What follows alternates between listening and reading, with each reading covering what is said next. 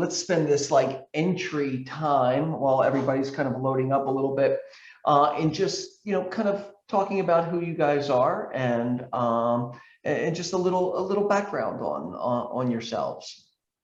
How's that? Rachel, you're up there. Why don't you start? I can start. Yes, please. So I'm Rachel.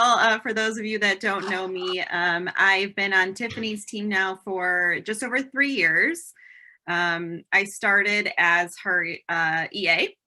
I was licensed from the beginning, but I spent about a year as her assistant before I kind of transitioned into the buyer's agent role. And I literally transitioned as the pandemic was ramping up. So it was an awesome time to start working with buyers. You made the best of it. Yeah. It was right at the beginning of the pandemic, right? Yeah. It was the pandemic that forced me out of the EA role into the agent role sooner than we were, I think, planning on. Back it up to a worse time. Your sense of urgency had something to do with that too, right? Yeah, we needed more hands on deck as all of our buyers started coming out of the woodwork. Yep. Excellent. All right. And Tiffany, while we're on your side of the equation. Mm-hmm. So my name's Tiffany Chen. I have been with the office for over a decade now. Yeah, over a decade now.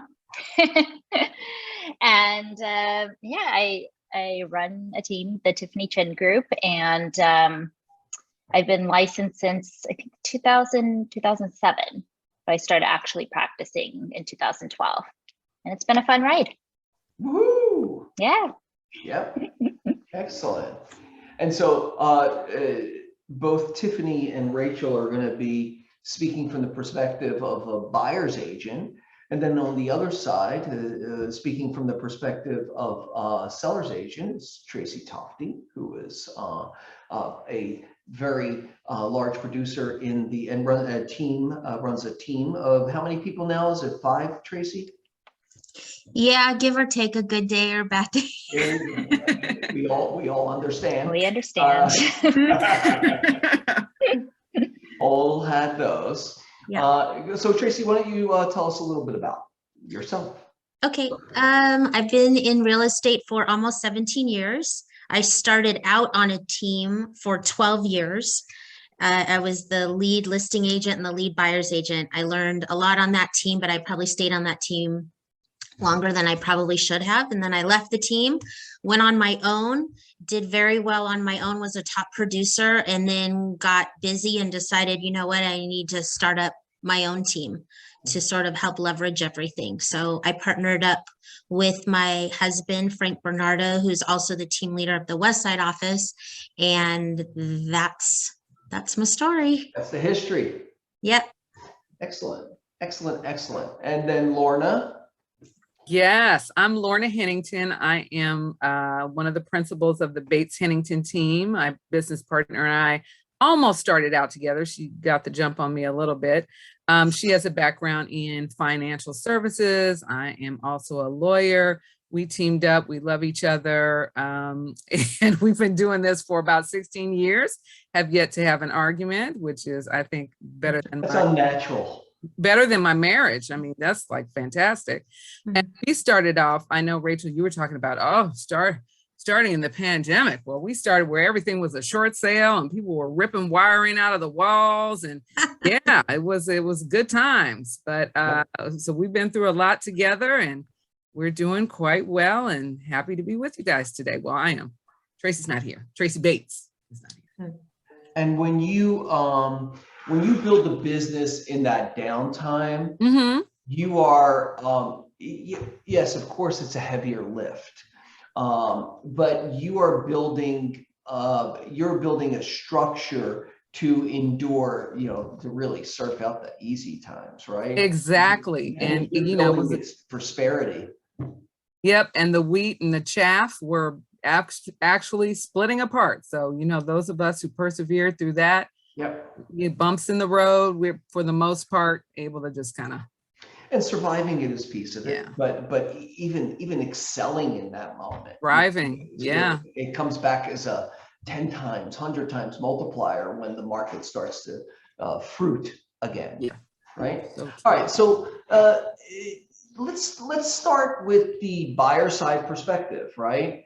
And then we'll move on to the seller side perspective. So, Tiffany and Rachel, you could choose who's going to kind of tell us about what your 2021 looked like and what the metrics was, your buyers versus seller side, and who's your client? Like, what's the price points?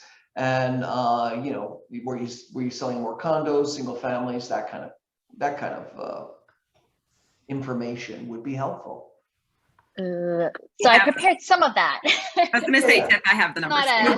Don't get Okay. crazy technical, but Okay, just so an we idea can of what- tag team it. Yeah. Okay, so how many was our total, Rachel, for buyers and sellers? So we had 29 buyers. And we did what, 46? No, I counted No? like 31. I didn't count referrals, I didn't count referrals. I don't know, whatever. but we're somewhere in there. 31. Okay, anyway, so of the 31 buyers that I counted, 20 were single family last year, 11 were condos.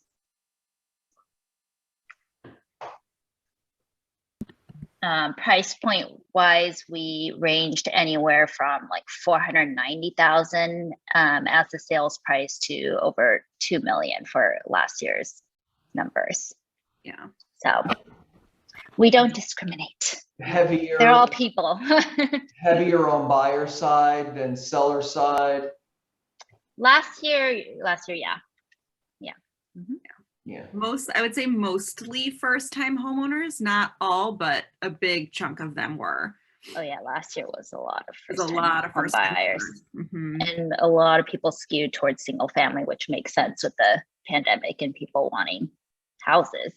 Yeah. And so in that, how did you prepare those first time home buyers and then your even seasoned home buyers for the process that they were about to jump into? We scare them up front. Go ahead, Rachel. You talk about our process. Okay, so we do a buyer consultation with all of our buyers. Of course, we had to kind of cater this this one to the pandemic. We used to do them in person. Now we do them on Zoom. But we really, besides covering like what they're looking for and all of those like basics, we also really talk about the market and what it looks like, what it means to be competitive.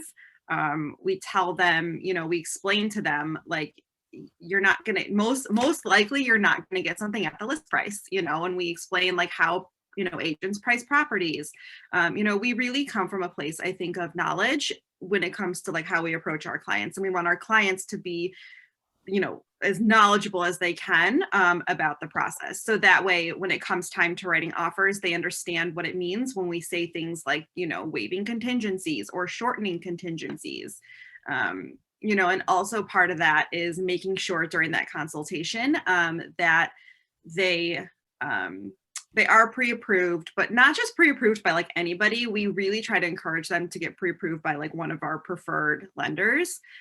This way, we can make sure that we can shorten those contingencies and that we can be competitive. Because, if we have buyers that come to us and they say, but I can get a really good rate at Chase, but Chase needs a 30-day, escrow, it's not going to happen. Like and they need a 17-day loan contingency. That's not going to be competitive enough. So, making sure that, our clients are set up with like the right tools ahead of time, they're pre-approved with the right lender before, we even start, going to look at places. And then sometimes too, in the beginning, when they are interested in things, they'll send me properties, that they're like, oh, we want to go take a look at this.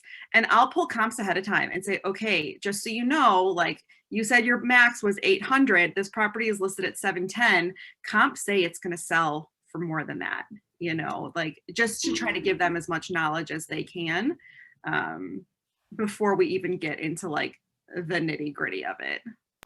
Yeah, that learning curve is sometimes like, well, they have to lose a few before they understand the value of it. And that's true. But if you're not having these realistic conversations up front, then that learning curve becomes, then you're putting offers in on like 10 properties before they are like, oh yeah, I get it. I have to step up to the plate kind of thing. Yeah, so you guys do a Zoom consultation where you go through the process and you also set expectations properly. So, well, even we are very big on setting expectations. And one great thing that came out of the pandemic was that we started hosting our buyers workshops and sellers workshops over Zoom.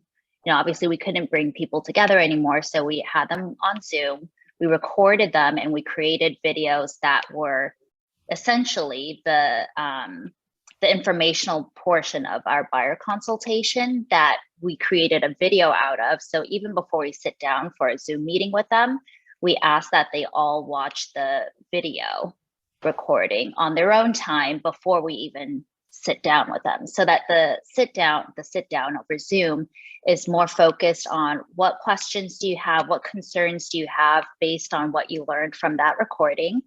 And then we can delve more into detail as to, what expectations they should have going into this market, and that they really need to be ready to, focus on this process if they're going to be a buyer in this market.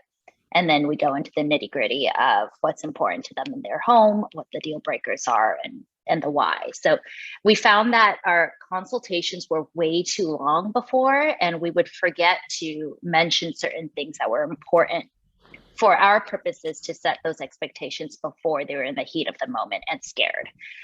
So with this recording, it helps us front load all of that so that we don't forget to relay certain expectations to them. And then we can focus on, okay, what questions can we answer from there? And then how can we get you what you're looking for? And so how long was the recording? 40 minutes. 40 minutes, and it goes over. About 40 minutes. What does it include? The process? We walk through the process, the flow chart of the process. We walk through do's and don'ts as far as getting pre-approved and what it'll take on the financing front of it. And then a Q&A, right? Oh, we talk about the market too.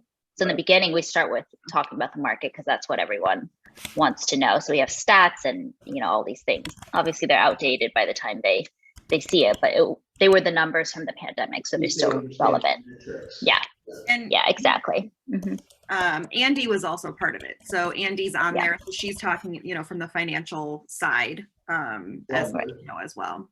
Yeah. And then Q&A, and there's a Q&A at the end. So most questions that they would have had that they would ask us are answered in that Q&A session anyway. Excellent. David Hitz asking if you could share the Video? the video at some point. Yeah. Sure. Yeah, we'll look for it. Excellent. Should be on YouTube somewhere. All right. So then you have educated clients and they're understanding the process and what they're up against, right? So moving into making the offers. So gosh, we could just take that apart for hours, right? What are your standards? I know that you guys have standards in how you present your offers. What do those offers look like? And what does that package look like? What does that experience look like for the seller's agent? Now that you've gotten your client prepped and they're making their best foot forward, how are you presenting all of that to the seller's agent? What is Tiffany, what you got for me? Yeah. Rachel's going to take this one. She does a lot of that right now. So she's the pro you want to hear from. I write like like 90-ish% of our offers, if not more. So, you know, it really starts, it starts even further back. You know, step one is if I'm not with our clients when they're at open houses and they've met the listing agent, I call the agent myself. I introduce myself. I get to know them. I ask what is motivating the seller. Why are they moving? You know, do they need, you know, if they're still living in the house, do they need extra time there? Because that can be, you know, such a key factor, a lease back. You know, any issues that we should know about the house if they don't have the disclosures ready to go. You know, we just try to, again, gather as much information as we can and also try to form some kind of relationship with the agent. I really like to go to showings if I can. If it's an open house and I can't be there one day, I'll try to go the next day just so I can, you know, have a face. Because I feel like if I can build up a relationship with these agents, they can be a little more forthcoming with information when it comes time to counters and all of that. We do also find out, are you countering? Are you accepting, you know, like buyer's letters? I know those are kind of getting frowned upon. Some people are still accepting them. So, you know, we ask, are you accepting them? Are you not? You know, paying attention to the agent remarks on the MLS. How do they want offers presented? Some agents have links they want you to upload them to. Some have certain email addresses they want you to send or admin to include. It's like paying attention to all those little details so that I can show the agent, you want to work with me. I am organized. I am easy to work with. I am friendly. I am nice. My clients are nice. They're excited. You know, we've had some clients before say, well, we've been told we shouldn't show emotion at a house. This is not the market for that. Like, you need to go in there and show them you love this house and you want this house. So all of that is even before we even get down to the offer. So once I gather all that information, I send our buyers like an email and it breaks down everything that I've learned. I pull the comps again to say, okay, what sold in the area? And then like our kind of like suggested terms. At the end of the day, it is up to them, you know, what they want to do. You know, we will, you know, once they have all this information, then we usually jump on a call and say, okay, like what's, you know, how can we present ourselves, you know, as easiest to the seller. So like, don't ask for termite clearance. Nobody's going to do that nowadays, you know, things like that. We had one set of buyers having the sellers pay their closing costs. Like, no, we can't do that. You know, that this is not the market. So, you know, so once we actually have the, I guess, the terms figured out, you know, when we present an offer to the agent, we have a very templated email that we present if we can, if they want offers over email. And it has like in the beginning, you know, thank you so much for accommodating our clients. They love the property. Then we do like, here's a, everything that is attached in one PDF. If that's, you know, usually we put it all together in one PDF. We do the offer first, then the pre-approval letter, and then proof of funds. If we're lucky and some of our buyers do have like their, you know, DU approval, we'll include that too, because that can help. I tell our buyers, you want to show that you have more funds than just what's, you know, the down payment and the closing costs. You want to show that you are solid, that you know, have extra funds if, you know, we need to get into that. So in this email, it has like, you know, this intro paragraph, then what's attached in the PDF, and then a breakdown, like a summary of those terms down below. So they can just look and see, okay, these are all the, you know, the major things within the offer. And then we do a little blurb about who they are at the bottom, and then we sign it. So like, it's very, and it's a template, and I use it for, you know, every offer we submit, and then I just change it to fit, you know, the clients. We put in there how we know them. We, you know, put the lender on that email.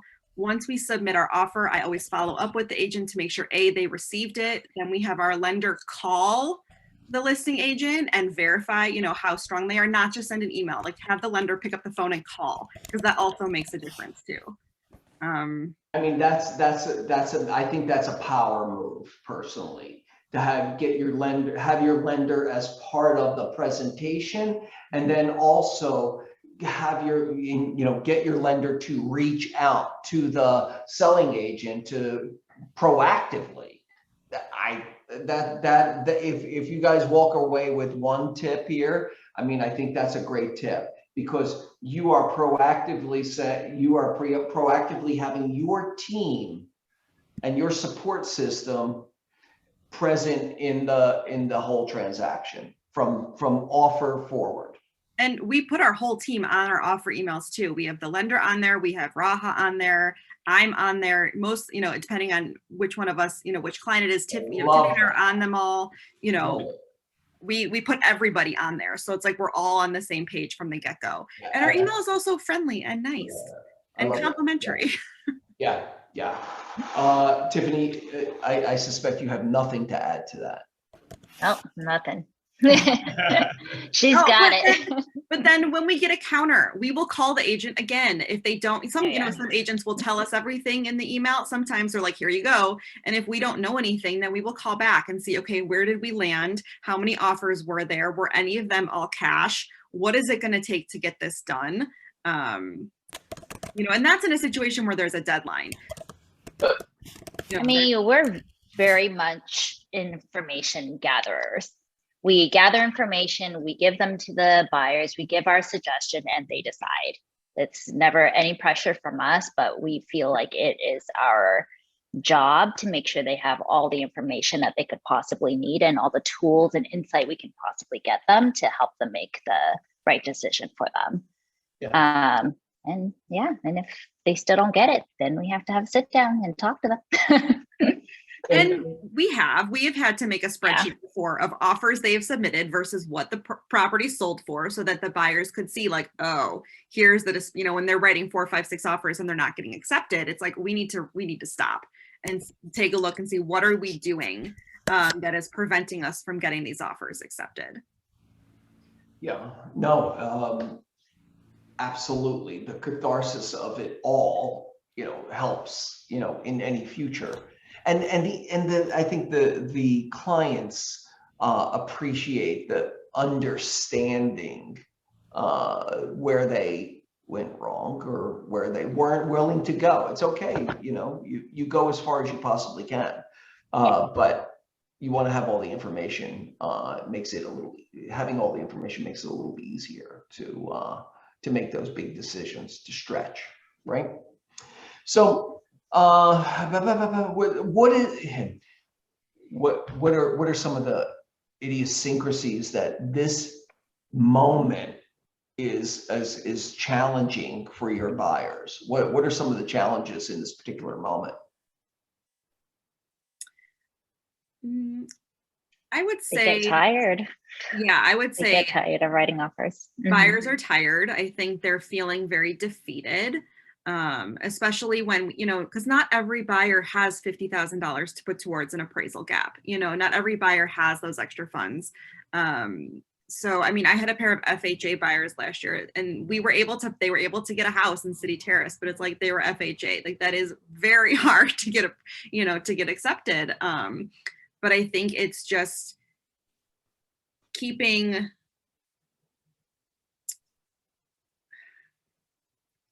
I think it's us staying energized, us staying excited, definitely helps them.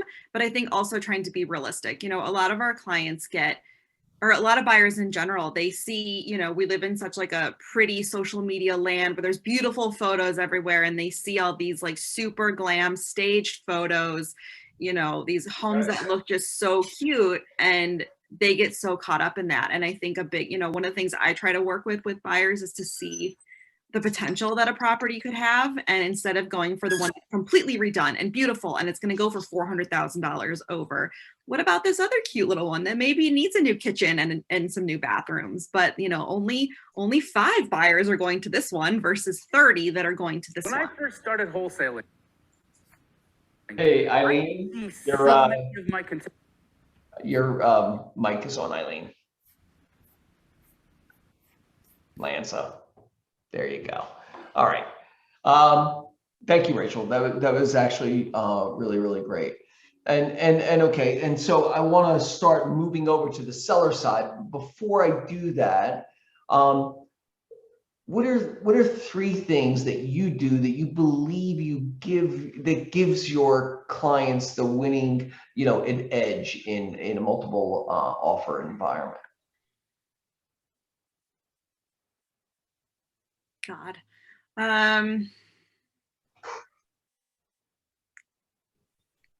It's hard to simplify into 3 things. I mean, it could have been. I think- You said already also. Yeah, I was gonna say, I think it's having the lender that we know can shorten contingencies, that we know can do a shorter escrow period, that you've worked with before, that you can vouch for, because when you have a relationship with your lender and you can just text them and you can just whatever, it makes things so much easier. They can also help protect you if you need to waive a contingency or two and you may need to fall back on them. So that, you may need to, that kind of helps too. So I think having, your lender is number one. I think the presentation of our offer makes a huge difference. Yeah. With Making all sure the you're thought offering- and time that we put into presenting an offer. making sure it's What else? clean. What details, like Tiffany, what details do you believe make that presentation more compelling? Well, it's what Rachel mentioned before, that we bullet point the major terms. We include the lender on the email, so it's easy for the agent to get a hold of them. We try to make it as easy as possible for the other agent to, I mean, everyone's busy, right? So the easier you can make it for them, I feel like they see that as a reflection of how we'll be during the escrow process. Yeah. I mean, I did say, I don't know what the third thing is. I was gonna say, I had a VA buyer earlier this year, and I know this one agent was afraid of a VA loan, and we had our lender call and just explain, like, look, it's not scary. The buyer is willing to pay for any repairs that the VA requires. He's like, I can still do, a 21-day escrow. We can still get this done. Like, they're qualified. And she felt so much better. And so she said, okay, we will, we'll go with you guys. Yeah. So I think that is, just that reassurance from the lender helps. What do you do when the other agent isn't cooperative? Like, they're not giving you any information about where you are in the process, and if you're the lead offer or the lowest offer. And that happens all the time. Like we tell our clients, we can only control what we can control, so let's put our best foot forward and give it everything you have. And if it doesn't work out, then, you have to feel good that you did everything in your power, to do this. So, and it does happen sometimes. I think in general, our clients, if we want to make sure they understand, like, just don't hold back on a home that you want. If you feel okay losing it, over a couple $1,000s, then, you feel okay losing it. But, and many of our clients do get heartbroken. It happens, we tell them not to fall in love, but they fall in love. And sometimes we just takes a minute, we got to take a minute to regroup, and we give them the space that they need. If they're truly, some do get like very upset and it's like, just take a beat. And I guarantee you another house is going to come along. They exist here. There's tons of them, and just being, I think, that shoulder and being a little bit of a therapist to them also really helps. Agreed. Tiffany, anything to add to that? No, we do everything we possibly can. We give these people our souls. We really do. All right, we'll come back to you guys. We'll take some questions at the end. Let's get the seller side. Let's flip over to the seller side conversation or perspective.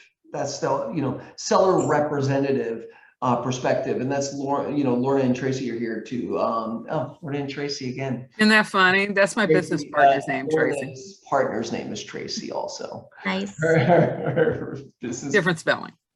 So, tell us a little bit about your business. I have in here a related question, like how many deals did you do last year that were double-sided? Because from the seller's agent's perspective, there's a lot, buyer's agents are losing because a lot of clients are coming in and saying, hey, could you represent me and get me this deal, right? Tracy Bates and I used to do a lot more of those than we do now. We just find there is an inherent conflict. And as wonderful as it is to get double commission, we often refer those to another agent and maybe get a referral fee. We will do it if it's a property that is for an investor, because they intentionally all come unrepresented, and we let our sellers know ahead of time that's likely to be the case. And we're very clear with them that we're writing for multiple people if that turns out to be the situation, that we're going to be presenting these all to our seller. There is no inherent benefit to you of having us write it. We are not going to push for you any harder than we're going to push. Whatever the best offer is going to be the one we're going to be encouraging our clients to accept. So we're really honest with them. They still think they're going to get something. So we do, I don't know what it is. We do tend on investors to have several that we will double end. And we absolutely disclose that to our clients. Like I said, if they have any issue with it, we will refer it out. If I think an investor is going to be a problem, my fiduciary duty is to my seller first. And we just won't represent them. There are a lot of tricksters, and we want to make sure that not only are we getting the best terms for our clients in terms of the offer, but that the transaction is going to be as positive as it can be going forward. And I wish Tiffany and Rachel would write on one of our listings, because my God, I think I would just be so excited. And the communication and the organization and the bullet points, I would probably lose my mind. I will tell you, that's not what we normally see. We don't see that. We see a lot of messy stuff. As Rachel had mentioned before, we get offers that are still asking for termite. Now, a lender doesn't want to see that. Why are you putting that in there? Just so I can spend time telling you that you have to take that out? And lenders who don't call back, because we do call, if it's a financed offer, the lender, if they haven't reached out to us, to make sure these people are qualified and that their application is moving along in the process. So to get something and have communication from agents like Rachel and Tiffany is a godsend. And if it comes down to two offers that are very much similar, you can best believe we'll tell our seller, this is how the communication's been with this one, and this is how it's been with this one. And it's, up to you, of course, always. But it makes a big difference. Sure. Tracy, how about you? Do you have what's your stand on double ending deals, and have you done a bunch of them in the last couple of years? Well, last year we did 34 listings, and out of those 34, we double ended 3. And the way Frank and I handle it is he'll take the buyer and I'll stay with the seller. And we just split it up and do our best to represent without discussing in the middle, to keep it separate. We'll present, we won't both be there at the same time. Like for example, we had a family that we double ended, and I went and met with them and presented all the offers. And then when they accepted the offer, if they had to deal with certain things, like Frank wasn't there when they made that decision. Right. So just try to keep it separate, but no, we don't turn it away. We try to give 100% just to that buyer by splitting up. Yeah, that's great to have that. All right, and so my next question to you guys is, do you provide a roadmap for the buyer's agents? How much of a roadmap do you provide, if any? And what does that look like? Is it a document? On how you would like the process to unfold? Well, we put a lot of good instructions in the MLS. That's to start. Agents that are have indicated they're planning to write, we will give them some information about the way we'd like the process to go. Obviously, we're not telling them, you should offer this because that's what she's going to take. No, not that kind of information, but just, what terms maybe the seller's looking for, that kind of thing. But we start with the MLS, and then we have great conversations with those agents who are communicative. And for those who aren't, if they've submitted an offer, obviously we're going to give them a jingle, talk a little bit about their clients in not any way that violates fair housing. but talk to them about, their client's ability to make the purchase. So the communication is key for providing that kind of roadmap for the buyer's agent. But you don't have like a sheet that everybody, this has to be included, this has to be included, anything like that? No. We don't typically do that. Tracy, do you have anything that you do or any process that you like to put the buyer's agents through or give them direction? I have my very first road bump for a buyer's agent, and my husband makes fun of me for doing this, but I always put in the agent marks, please send everything in one PDF. Drives me crazy when I get an offer, and I understand sometimes like your offers in one PDF and then the proof of funds and the pre-approvals in a different one. That's fine. But I'm talking about like when you have like 17 pages here, 2 pages here, 3 pages here, 5 pages here. So I put that in there, and I feel like I wouldn't necessarily say that there's a roadmap. And I honestly feel like Rachel did a killer job, because a lot of my things that I wrote down for today is exactly what we look for. Exactly. And I feel like, the following basic instructions, the over communication, when we say, please CC my TC, and they're still sending me stuff, like sending me reports as a screenshot to my cell phone. I mean, that stuff's kind of ridiculous. So, basic stuff. But in the beginning, when we get an offer, before we accept anything, we call I call every agent, and I ask questions. Asking questions about their client is also giving me a clue on what it's going to be like to work with them. I also want to know what their motivation is. I can tell by the conversation, are they just writing on this and 17 others? Are they really in love with house number 5, but they're hoping this one gets accepted?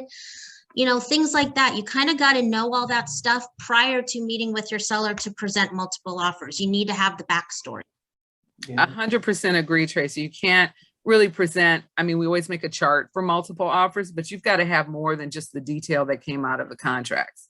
You need to be able to tell them, I've worked with this agent's very communicative, this offer was, super sloppy, this, whatever it is. And I agree, again, just to reiterate your point about the MLS, when the property's listed in the name of a trust, we always indicate we want the TA. 5 times out of 10, they don't submit it. It's like very clear. You didn't read what I wrote. No love letters. It's a violation of fair housing. A big flowery love letter with a big old photo. Like, just, so I know that throughout that transaction, this person is not going to be paying attention. Right. So it says a lot. Pay attention, read the directions, and they're there for a reason. Even if there's some sellers agents that have kind of very quirky directions, and I would encourage you to adhere to those directions, because that's the way they like to be served information, even if it's odd, right? I would say go for it. What other this is my favorite. What are your top 3 turnoffs, Tracy? We'll start with Tracy. Okay, my number 1 is when people have a big ego. When buyer's agents have a big ego, I would say that's my number 1 turnoff. It just completely just shuts me down. The way I look at it is we're going to be best friends for 30 days. We got to like each other. We have to work well together. We're on the same playing field. I have good days, I have bad days, you have good days, you have bad days. We all put our pants on the same way, all that good stuff. So I would say that's my number 1. My number 2 is non-responsive. I feel like oftentimes I will fall in love with a buyer and we'll like go through the honeymoon phase in the first 2 days when they know their offer got accepted. And then that's not really who you started out dating. Like that kind of bothers me a little bit. Like I wish that they were truly gonna follow through with what they say that they're going to do. And then I would say the third thing is forgetting to CC my TC. I tell them it's on my email signature highlighted in yellow. I think I have like this weird, like, I don't know. I have this thing where every time I'm in escrow with someone, I'm constantly looking at the email to make sure that they CC'd my TC, because it's happened so many times that they don't. And if I miss something, then that's gonna look bad on us. So that's all. I mean, it's not bad. This is what I get paid to do. You know what I mean? It's not like, it's still my responsibility, but I prefer when they CC my TC. Of I course. feel like I say that 20 times. CC my TC. Yeah, right? Say And- that 20 times, Tracy.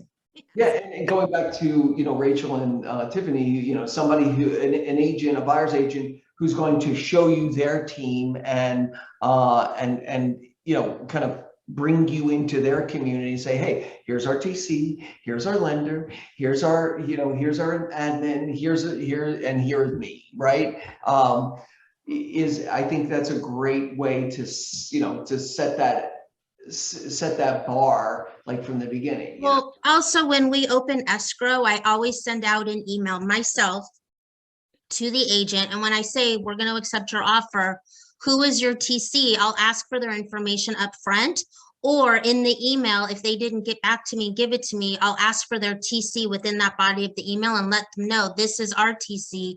Make sure you reply all so everyone is on this email, and here's the escrow information, here's the escrow officer, here's the phone number, and da-da-da. And I kind of set the stage and then I back out and the TC kind of takes over from there when it comes to the paperwork. Great. How about you, Lorna? I think it's very similar to what Tracy said. My relationship with the agent starts with the showing. And if you are impolite during the showing, it's just really hard to get over that. I mean, we're all working. We should all be professionals. There's a certain level of respect you treat everyone with. And if you are just impolite, it takes me a minute. And I really like people, and you have to really be pushing my button for me not to like you. So if you have pushed that button, ooh, yeah, that's hard. That's a hard one for me to get over. And then it just goes into what we were discussing before. It's, you can only do the best that your client can do. So I'm not angry with you if they can only offer so much, or if they cannot release their appraisal contingency. I understand. We're all just trying to do the best we can. But when you're putting in things that clearly, and you're experienced, I mean, I'm looking at your DRE number. You've been around for a minute and you're still putting in stuff like termite, closing costs. It's the wrong document. It's an old version of the RPA. I'm a little concerned. Still trust. Yeah. And that it just signals to me it's going to go like this the whole time. Now, if that's the only offer you have, well, then it's just going to go like that the whole time. I'm going to bet for you. But if you've got, offers that are all very similar, and that's kind of what we're seeing in this multiple offer situation, people aren't coming in way below when they know things are going to go way above. So they're all kind of up in a cluster together, or most of them are in a cluster together. It's those fine details that differentiate you from the rest. So I was thinking of something too that we also do that I think, I mean, no listing agent has ever said, thank you for doing this, but I still think it helps our offer. If in either the original offer or in the counters, if we're waiving contingencies, we include the contingency removal form and have those things checked off. It's just like to show, like, here's the CR, we are waiving this. In the counter stage, we provide an updated pre-approval letter. Show that it's like if you are coming up $50,000, you need to have a letter that backs that. So, that way the agent is not coming back to us, and, or if we need to show more proof of funds, like whatever we need to do to give them all the information up front, like, we do that too. Yeah, it really helps to not make your counter have to include 75 items. We try to clean that up with a lot of the agents. We'll just give them a quick call. Hey, you missed the trust advisory. Can you shoot that over as well? So we don't have to, include that in the counter.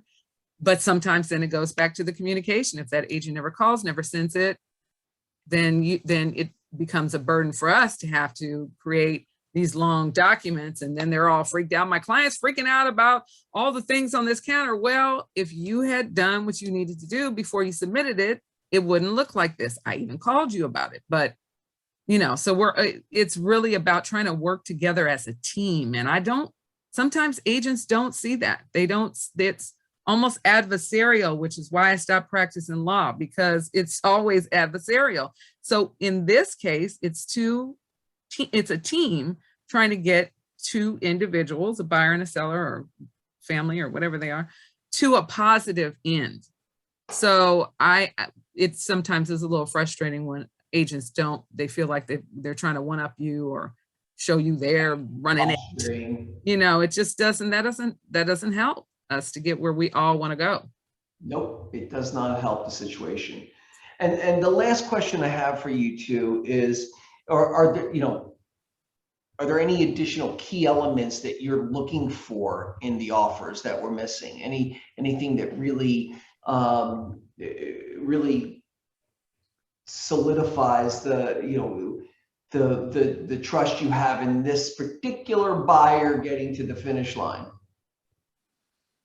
Just completeness, as complete as possible. That's why I have a little aversion to escalation clauses, because it just doesn't feel, we kind of talked about this before, Joey, it doesn't feel definite. And I just really want to know, especially when we're in the counter stages, what is the best that you can do, so that I can explain to my client very clearly, this is how this one compares to that one, and this one compares to that one.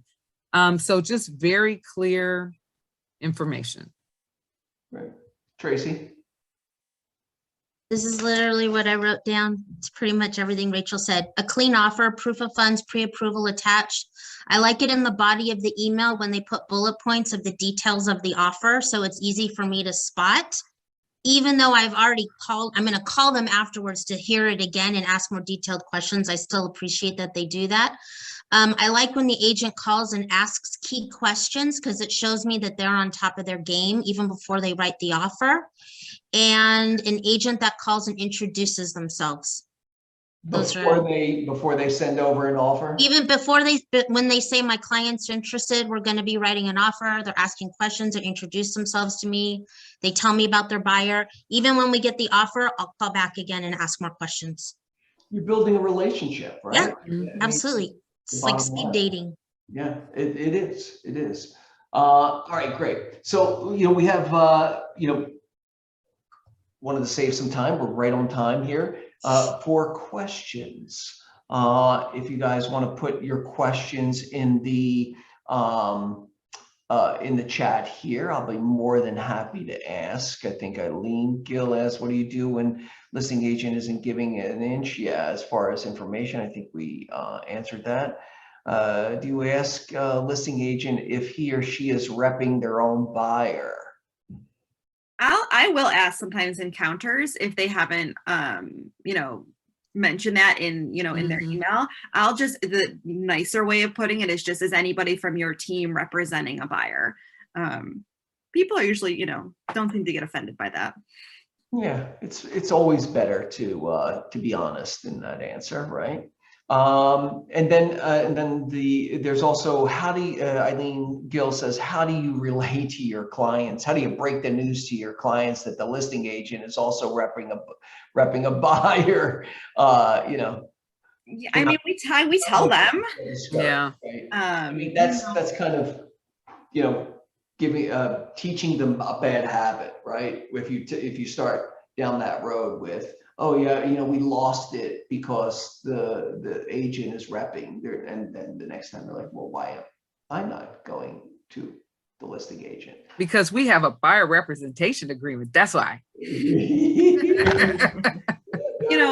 I know Alex kind of, asked along this lines as well, like, what about a buyer who just wants to work with the listing agent? Someone told me this phrase, when I first started, because I was kind of having that issue too. And it was just, you phrase it as, look, if you and your partner are getting divorced, are you guys going to use the same divorce attorney? You're not. You're each going to have your own representation, because you want someone who is going to represent your best interest. As the listing agent, their fiduciary duty is to the seller. That's a great answer. They're not going to protect you. So, that's kind of, and look, it doesn't work on everybody. Some people still say, they still think they're going to get a deal. And you know what, then we shouldn't work together, because you're not going to trust me. We're not going to have that, that kind of. How do you handle a buyer who's unrealistic? You're getting feedback on David's. David. All right. David's side is not muted. Just unrealistic buyer.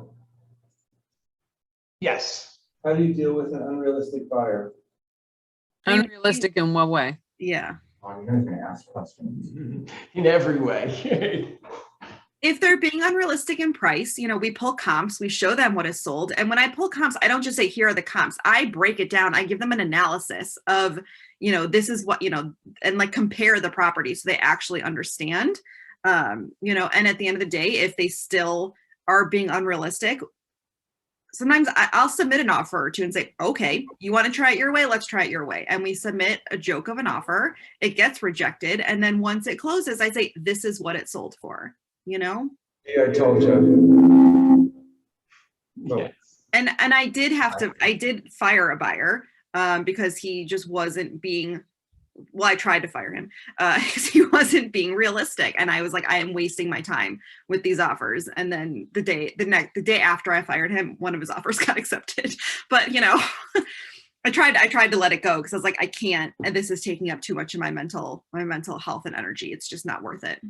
Well, and that kind of brings us to Frank's question a little bit, right? In that, you're a team with Tiffany, Frank and Tracy and Lorna.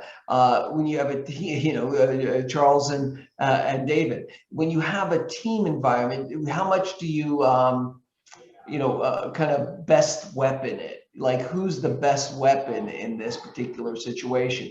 Frank posed it as ask Tracy if people prefer to work with you or your husband, right? But there has to be some, there has to be someone who's the best weapon in this equation.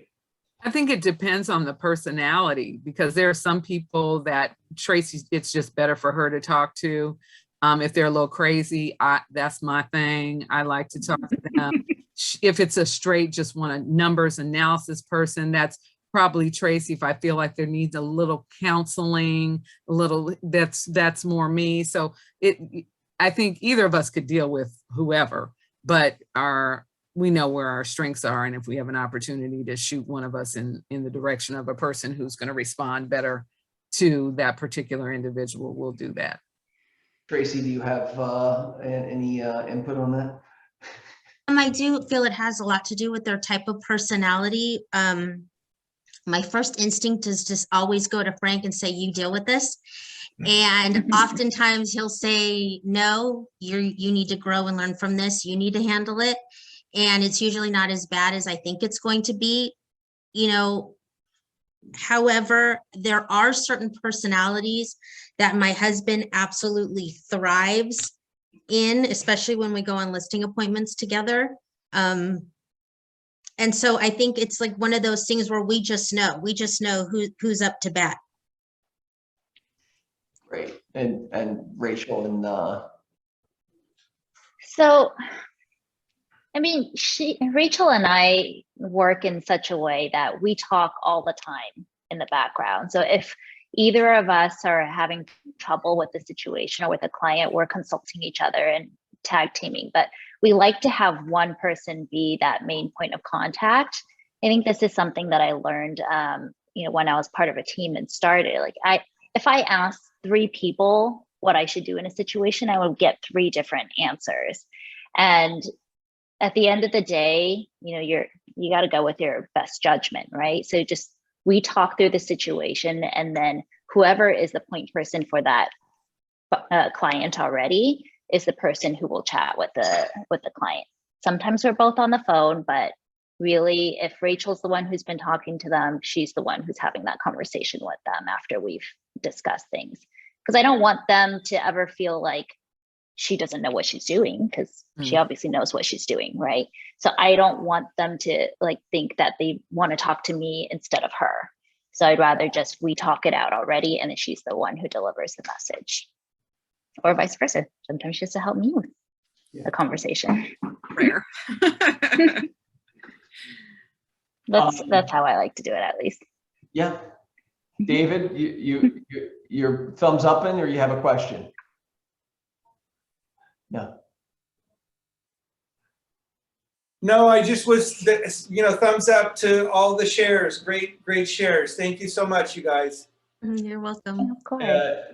Someone else asked, what is a strong, give us an example of a strong offer. EMD, contingency, days to close, contingencies, who pays, home warranty and such. And I can go. It depends a little bit on the situation for your seller. Yeah. It's I mean, all- EMD is usually 3 days or 2 days. Yeah, we've shortened it up to 2 days with a lot of people it being wired within 2 days, the 3%.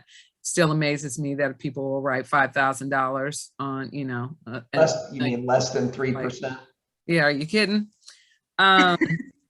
But so here's my theory on this whole, you have a destination in mind, right? And there's a path to that destination, and the contract is that, and you have certain tools to use on that path to get you closer to that destination.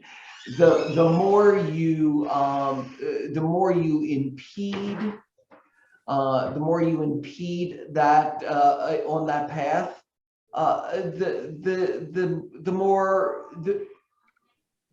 the more chance you have of that not getting the result you want, right? Sorry, Brian's distracting me.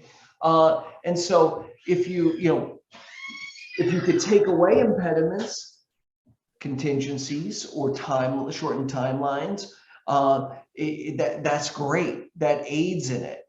But if you start adding impediments, home warranty, reduced EMD, extended periods of time, contingent on the sale of the buyer's property. termite, What was that? termite.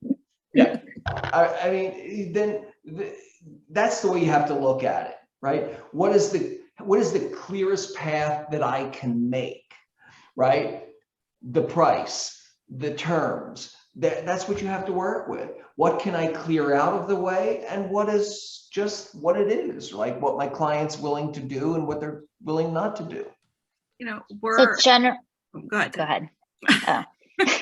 Generally speaking, as far as an example of a strong offer in a normal situation is 3% of the purchase price for the EMD, wired within 3 business days. We shorten it to 2 business days as well. 30 days or fewer for the escrow period. Contingency periods for a condo, 5 to 7 days. For a single family home, 7 to 10 days is competitive. Who pays for a home? Inspection contingency. Yeah, for the inspection contingency. Waived appraisal would be nice. It's not always possible, we understand. And we ask for a 14-day loan contingency. And the home warranty for a condo, like $500. For a single family home, like $750 that the seller contributes. That's extremely generous of you, all of those things. So something else that we'll do too is, like, I always put my mind, like, we try to tell our buyers, like, think about what the sellers are going through. And if the sellers are still living there and they still need somewhere to go, that is going to be stressful for them. We will still offer a 21-day escrow, but then give them, either a lease back, so that they can stay in the property. That kind of eases, some of their stress. And if it's possible, offer at least 1 month free, if not 2, because if a lot of buyers, say you're closing in the middle of April, their first mortgage payment wouldn't be due until June 1st anyway. So why not give the sellers that time, to kind of get out of the property if they're still there. And if they're not there, then 21 days is great, because the longer the property sits, the more it's costing them money. We try to include, if it is like 29 days or less, we include the SIP, like, so that, with our offer to show, like, here is the seller to remain in possession, for $0, just to kind of give them, a little extra comfort. And when we have had to get very aggressive, and I'm not suggesting you guys do this, but we have waived the buyer's home warranty, and I've offered my clients, I was like, I will cover that for you guys. Like Mhm. one Alice less just thing. did too.